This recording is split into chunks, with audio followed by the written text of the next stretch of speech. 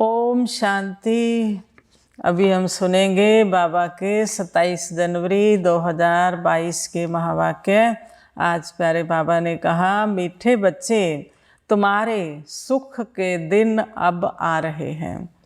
लोक लाज कलयुगी कुल की मर्यादाएं छोड़ अब तुम कमाई करो, बाप से पूरा वर्षा लो।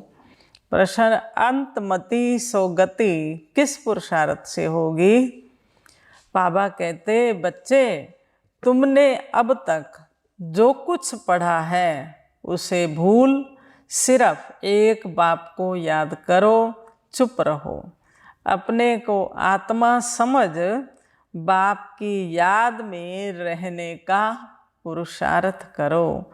बाप बच्चों को कोई तकलीफ नहीं देते, लेकिन दर बदर होने से बचाते हैं। गरीब बच्चे जो शादी आदि के लिए कर्जा लेते हैं, बाबा उससे भी छुड़ा देते हैं।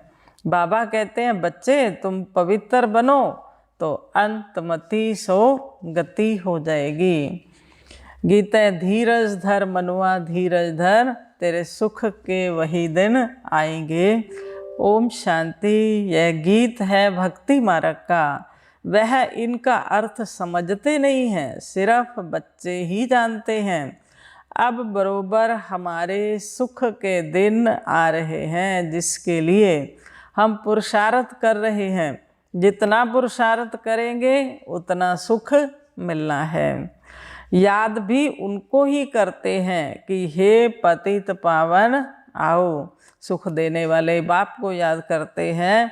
तो जब परमात्मा आए तब ही कहा जाता है, आत्मा और परमात्मा का मेला यह संगम पर है। यह है सच्चा सच्चा मेला। तुम लिख सकते हो, यह आत्मा और परमात्मा का एक ही पुरुषोत्तम संगम युग पर मेला लगता है, जिससे पतित सृष्टि बदल पावन जरूर बनती है। वह है पावन दुनिया और ये है पतित दुनिया। यह है सच्चा मेला। जबकि पतित पावन बाप आकर पतित आत्माओं को पावन बनाकर साथ ले जाते हैं। परमात्मा और आत्माओं का मेला लगता है। पतित दुनिया को पावन बनाने के लिए त्रिवेणी पर अक्सर करके शिवरात्रि पर जाते हैं। तो यह सब समझाने का भी नशा चढ़ना चाहिए। कुंभ का मेला सच्चा और झूठा सिद्ध करना चाहिए। अभी संगम पर जो कुंभ का मेला है, बाबा ने कहा, आत्मा और परमात्मा का ये सच्चा सच्चा मेला है। यह है संगम। जबकि पतित दुनिया पावन बनती है, तो सच्चा सच्चा मेला यह है। वह कुंभकर्ण की अज्ञान नींद में सोए पड़े हैं। यह एक ही पुरुषोत्तम संगम युग है, जिसमें चढ़ती कला होती है। सतयुग के बाद फिर नीचे गिरना ही है। जो समय बीता वो कहेंगे पूरा हुआ। तुम जानते हो, हम अभी बाप से सदा सुख का वर्षा पाने का पुरुषार्थ करते हैं।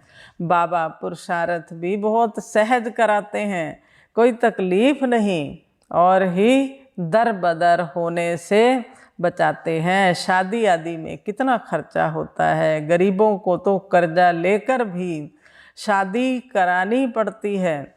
बाबा इन कर्जे आदि से भी छुड़ाते हैं, नरक में गिरने से भी बचाते हैं, तो खर्चे आदि से भी बचाते हैं। इसलिए यहाँ गरीब बहुत आते हैं। कितनी अच्छी अच्छी कन्याएं आती थी, अचानक काम का तूफान आया, सगाई की, शादी कर ली, शादी करके फिर पछताती हैं। यह बड़ी भूल हो गई।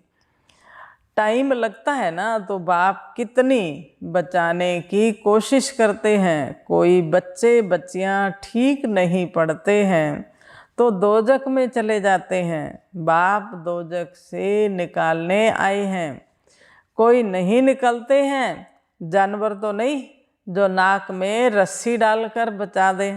बाबा तो निकालने आया है, लेकिन बाबा ने कहा कोई नहीं निकलते, तो फिर बाबा भी क्या करे। बाप समझाते हैं, बच्चे तुम सच्ची कमाई करो, बच्चों को भी कराओ, तो भी कितनी खिटपिट होती है। स्त्री आए तो पति ना आए, पति आए तो बच्चा ना आए, इसलिए खिटपिट होती है। समझाते तो बहुत अच्छी रहती हैं, मूल बात है पवित्रता की।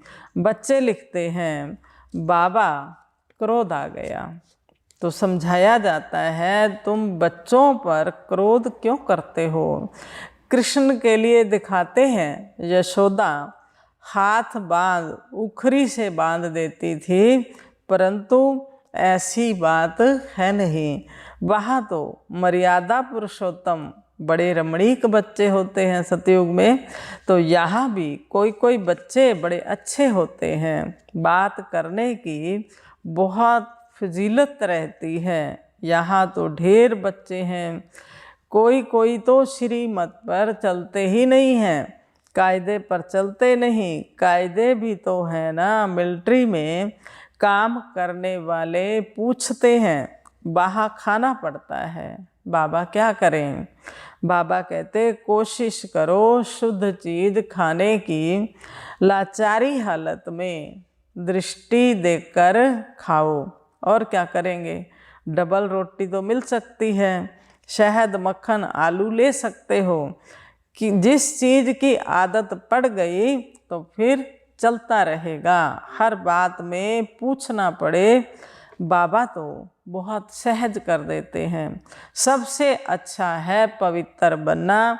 कोई कोई बच्चे ऐसे होते हैं जो घर को ही उड़ा देते हैं, बाप की मलकियत को उड़ाए नाम बदनाम कर देते हैं। बाबा समझाते हैं, मैं कलप कलप ब्रह्मा के तन में ही आता हूँ, जिसने 84 जन्म लिए हैं, इसमें बदली हो न सके। यह राज राजेश्वर था, फिर अब ज्ञान ज्ञानेश्वर बन फिर राज राजेश्वर बनना है। यह बना बनाया ड्रामा है।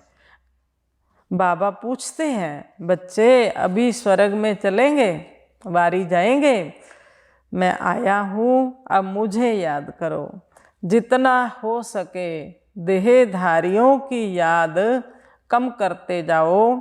हाँ, तुम कर्मयोगी हो, दिन में भल सब कुछ करो, परंतु साथ साथ ऐसी याद में रहो जो अंत में भी मेरी याद रहे।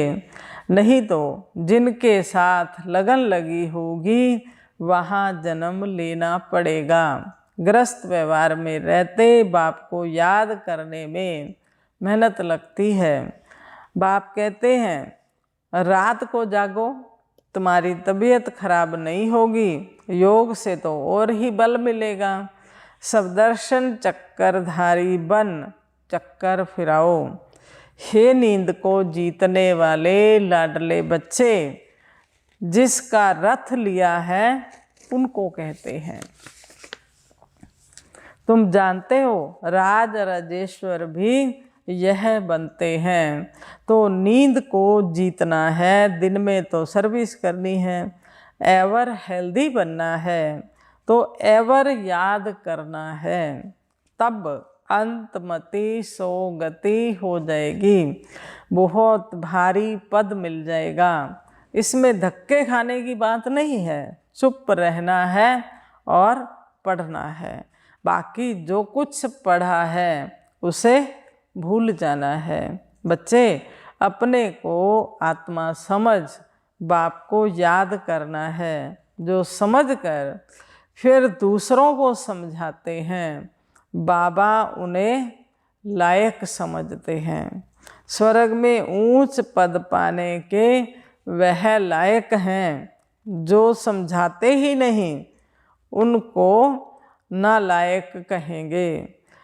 ऊंच पद पाने का बाप तो कहते हैं लायक बनो, राजा रानी बनने के लिए बाबा ने कहा लायक बनो, उनको ही सपूत बच्चा कहेंगे।